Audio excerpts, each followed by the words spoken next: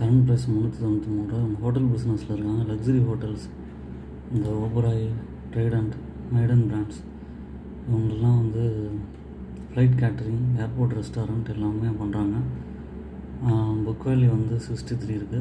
PE is 38.6, ROE 17.6, dividend இல்லை 0.31% இருக்குது. இது வந்து நல்லா ஏறிட்டு ஒரு 492 ருபீஸ் போயிட்டு திரும்ப ஒரு டவுன் கொடுத்துட்டு திரும்ப பிரேக் அவுட் ஆகி ஏற ஆரம்பிச்சிருக்கு.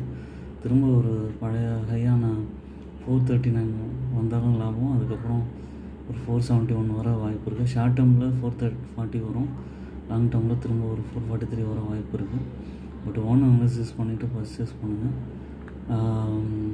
என்னோடய சேனலை சப்ஸ்கிரைப் பண்ணுங்கள், லைக் பண்ணுங்கள். தொடர்ந்து என்னோடய வீடியோஸ் பாருங்கள், என்கரேஜ்மெண்ட்டாக இருக்கும். நான் நிறைய வீடியோஸ் போடுறேன். என்னோடய அனாலிசிஸ் பண்ணிட்டு தான் போடுறேன். நீங்களும் உங்கள் அனாலிசிஸ்